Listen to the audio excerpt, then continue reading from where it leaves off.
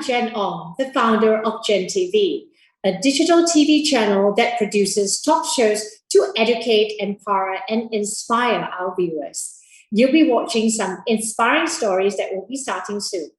Please share this with your friends and families to inspire more people. Stay tuned with us.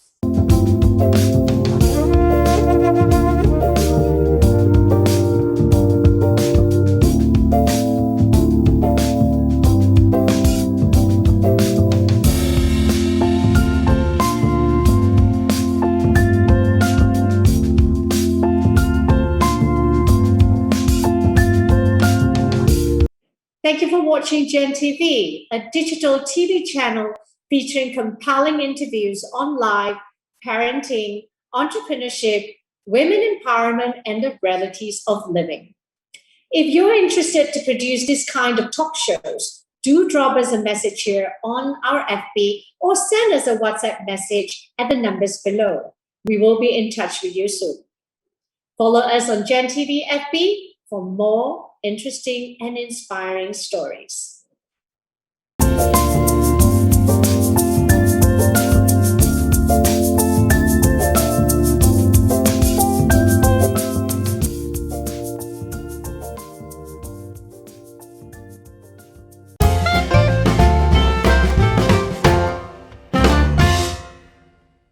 Hello everyone, my name is Ashlyn Grupatam and you're watching Rebel for Change, a series where we talk to incredible people trying to make a difference, or in other words, rebelling for change. Today we'll be speaking to Debbie Cho, who will be telling us about the role of youth in nation building. For those of you who don't know, Debbie is a remarkable woman who left her job as a corporate lawyer to begin a social enterprise called Project 57. Hi, Ashlyn. So could you tell us a bit about yourself and Project 57? Sure. And by the way, thank you so much for having me here today. So I'm Debbie, and I'm the COO, the Chief Operating Officer, and also the Director of Youth Empowerment of Project 57. And Project 57 is a social enterprise which was founded by our partner, Syed Sadiq Alba, and also Colin Swee, my husband, in 2015. And what we wanted to do was actually to create what we call a movement of hope, where we aspire to inspire youths such as yourself to be, patriotic, to love our nation, and to be united. And at the same time, we also look at ways to empower youths. Yeah. So I understand that Project 57 has a lot to do with our founding fathers. So what do you believe in? So do you believe in the vision of our country is based on our founding fathers? Yes, in fact, we do use one of our founding fathers, our very first Prime Minister, Tunku Abdul Rahman. We've used him as some sort of like our icon because we actually share his vision. And he has a quote that we really love, which is, our future depends on how well many different kinds of people live and work together. And that's really truly what is at the heart and crux of our movement. That's really interesting and incredible. I admire what you guys are doing a lot. Thank you. You're the director of youth. So why do you think that youth play a very vital role in how this vision can be made a reality? And do you have hope for a better Malaysia? Well, yes.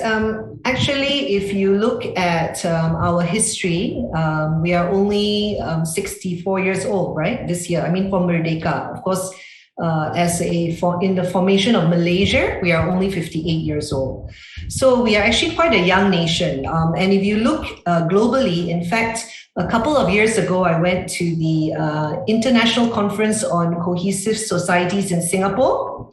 And there were like 1,000 delegates gathering from 40 nations, all coming together to talk about this global issue of unity and multicultural societies, and how we can overcome issues of disunity and even acts of things like terrorism, etc. So we are not the only nation that encounters issues of racism or disunity. Even if you look at the US, for example, right? Even last year, there were many issues, Black Lives Matter and all that. So do I have hope for Malaysia? Yes. And whenever people ask me why I have hope for Malaysia, apart from us being a young country, right? Of course, our hope lies in the youths, right? Because you guys are actually our future, right? You guys are creative, innovative. Looking at how, you guys do things. Even today, for example, Ashlyn, you're doing this program Rebel for Change. During my generation, there was no such thing, and you guys know how to harness, the digital sphere to get your message across. You guys are very, very innovative and creative. I would probably just add that, the older folks, it would be wonderful if we could come together with the young ones, and together, we provide the experience and you guys provide the innovation, the energy, right? And together, I think we can then move forward to creating change together. Yeah. And so that represents my hope. Definitely, it's in the youths. Our generation, we've messed up, right? The last 30 years or so, right? You can see our country degenerating, right? From being multicultural and to a time now where our kids don't even have the opportunity really to mix with people of different backgrounds. There's no common space. Yeah. Could you go slightly more into detail of certain qualities you think that our current youth needs in order to begin to change, or at least see a change in our society, and how we could possibly come together with older generations to make that happen? Okay, so whenever young people ask me, basically, where do they start, right? That's what you're asking, right? Yes. Yeah. Okay. So I always ask them to think about, firstly, an area that they are passionate about, right? So it could be anything. It can be it can be people, it can be children, it can be older folks, it can even be the environment, right? But look at what you are passionate about, and then maybe start researching into that area. And you can just start with a small step, like even just volunteering. You don't have to start an organization or like you are very brave, Ashlyn, to be going ahead and doing your own program. But it doesn't have to be like that. It can start with what you're passionate and what's in your neighborhood, or even being kind, right? Volunteering and being kind to others. And from there, in the course, of course, there will be many adults and people that you will meet along the way. And from there, it's like just going with the flow. And you will see that as you start moving and doing, right, you will there's a momentum that takes over, and you will find yourself just doing more and more. So the idea is to just take that first step and just do it. Thank you. I think that's something that a lot of people, especially young people, can really take into account as things for them to do, especially since we're in the middle of the pandemic and we have so much more free time. So, as you said previously, Malaysia is a multicultural society, which is one of the things that I think makes us really special. But being a multicultural country also comes with a lot of cons, the biggest one being racism.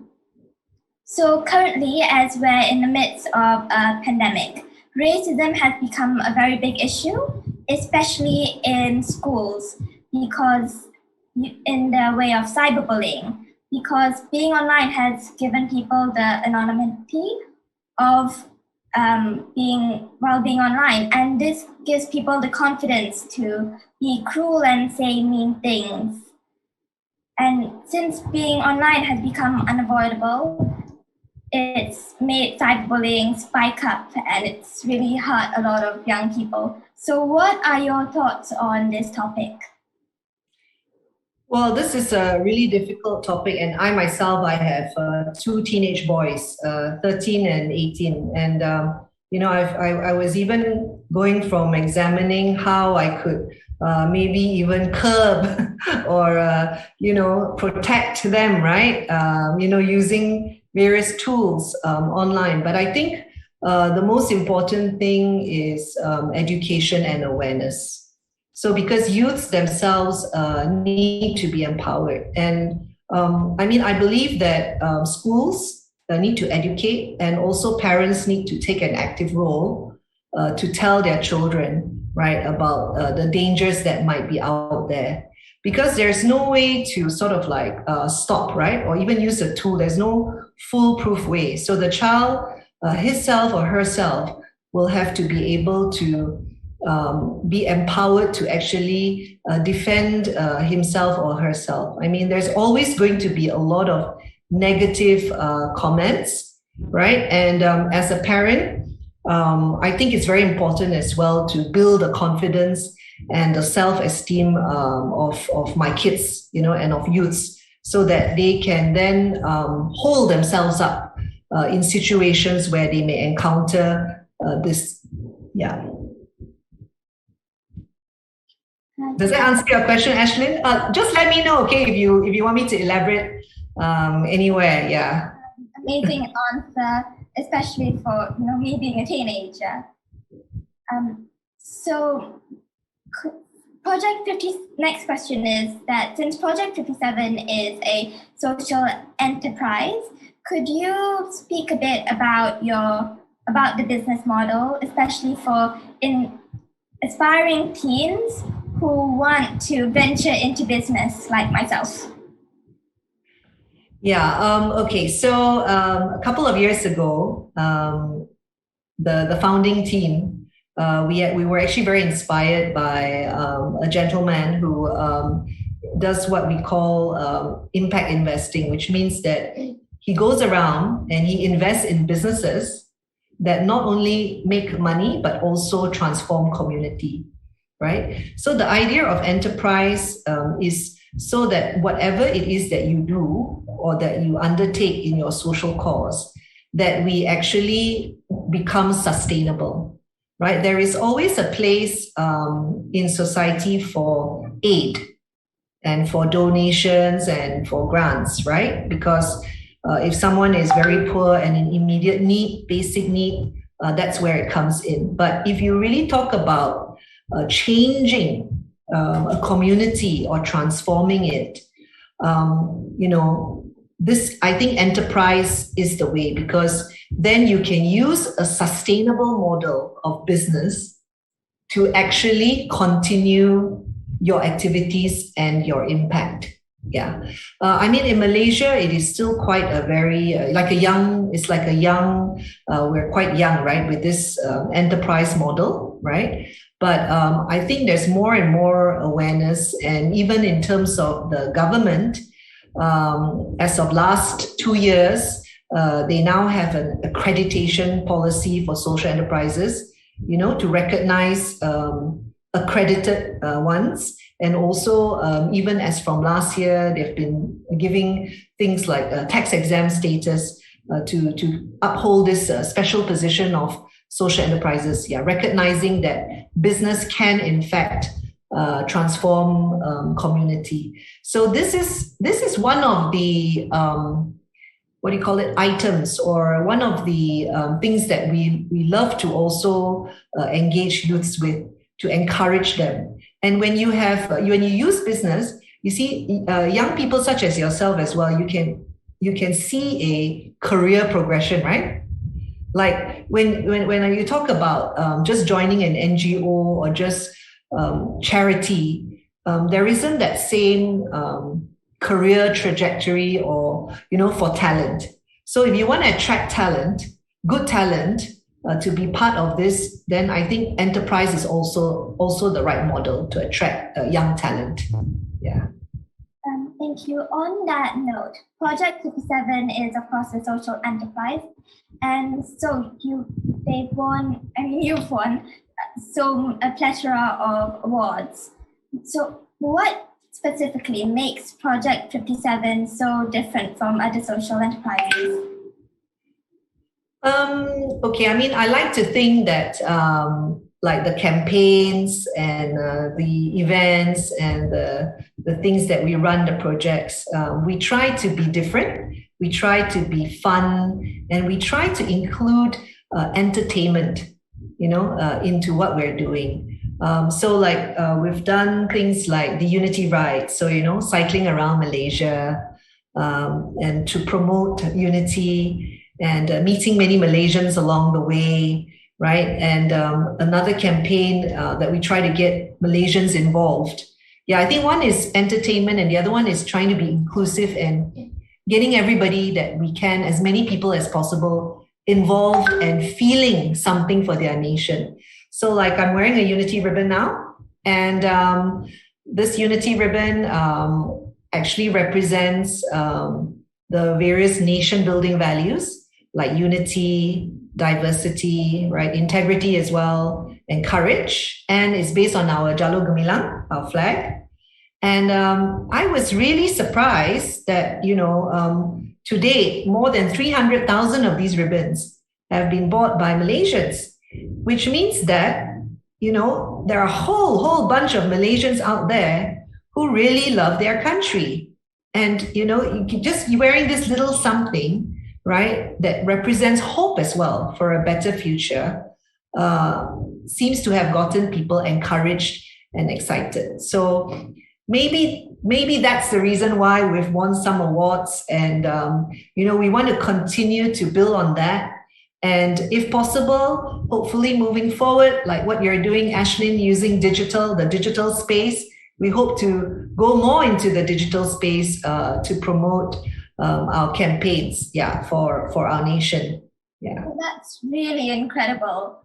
I hope at least Rebel could one day be even a fraction or do even a fraction of what you guys are doing, because it's really incredible and inspirational. Thank you, Ashlyn. And you guys do make me really proud to be a Malaysian. Yay. Yes, there are many things to be proud of in Malaysia. I know we've been going through a lot of challenges, right, with the pandemic and of course politically, etc. But when I see how Malaysians have come together in this pandemic, helping one another, right, that is the true spirit of the Rakyat. And Malaysians are a very gentle people, no matter what, right? We just got to get rid of the fears. There was this youth who said this recently. He said, we must put aside our fears and engage with each other. We must get to know one another. That saying, tak kenal maka tak cinta. If you do not make the effort to know, then you will never know. So if there is no understanding, there's no space for coming together, and we're so fearful, then we're always going to remain apart. So we must now slowly make steps to actually engage with one another. Yeah. That's so true. So my final question is, you left your job as a very high-profile corporate lawyer, and you've done that to begin this really amazing journey, which has had a huge impact. Do you have any regrets? And could you tell us about this journey? I don't have regrets, although occasionally, once in a blue moon, I will think, it was quite nice also to have been a corporate lawyer, right, at that time, helping my clients. But overall, I don't have regrets. I feel very blessed and privileged. I meet so many more people now. Apart from meeting corporates who were like my clients, I meet many other people from all walks of life, even from civil service organizations. I would never have dreamt that I would have had this opportunity. And to see how they love this country and what they want to do to contribute to it, right? I mean, I think that is a blessing. I mean, when I started off, it wasn't because of this reason, like I thought, oh, I'm going to make a lot of impact. No. When I first came out of my job, I actually had three reasons, right? Okay, which I'll share with you. Very simple. Okay, the first one was spiritually. Okay, I wanted to get to know, like in my spiritual growth, right? Then it was my family. I wanted to spend more time with my family. And the third was, I just started with this little wish to see what social work would be like. I never knew that you could even combine social work with business or anything like that. But just based on that little desire to look into something different and see if my life could be that wee bit more meaningful, right? That started the journey. And today I'm like, I look around me and I'm really blessed. I mean, even being on this show, I would never be on this show if I was still a lawyer, right? It wouldn't be about making a difference. It would be about making money, and there's nothing wrong with making money. But if you could use money to actually transform or business to transform, then that could even be more meaningful. Yeah. Well, I think that's pretty great to be able to turn your wish or your dream into reality with it, and for such a rather noble reason, which is something a lot of people can only wish to do but don't have the guts to do it. So that's really brave of you to be able to. So thank you so much for your time, Debbie. It was wonderful speaking to you and incredibly insightful. And as a thank you, I actually have a little gift for you. Wow. I'll be sending you a Rebel t-shirt. All right. Yes. I shall wear that t-shirt with pride. Thank you. I really hope you like it. And I'd like to thank you, Ashlyn, as well for inviting me here today. And I wish you all the best in your program, Rebel for Change. And I look forward to seeing further interviews that you'll be doing with other inspirational people. Yeah. Thank you so much.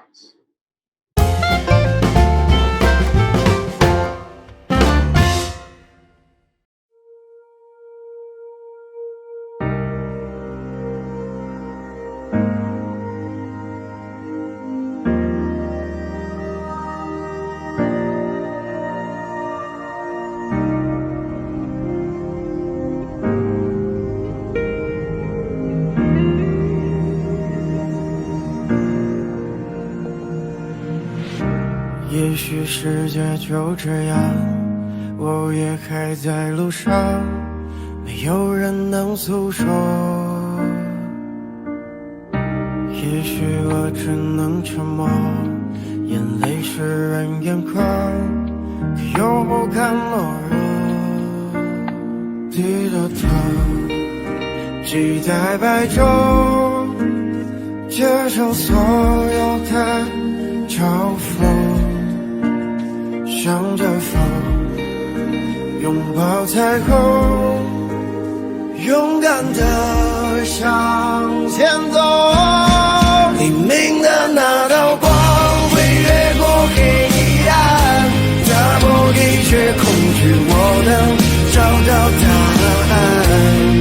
哪怕有你的光，就驱散黑暗，遮住所有的负担。Thank you for watching Gen TV, a digital TV channel featuring compelling interviews on life, parenting, entrepreneurship, women empowerment, and the realities of living. If you're interested to produce this kind of talk shows, do drop us a message here on our FB or send us a WhatsApp message at the numbers below. We will be in touch with you soon. Follow us on Gen TV FB for more interesting and inspiring stories.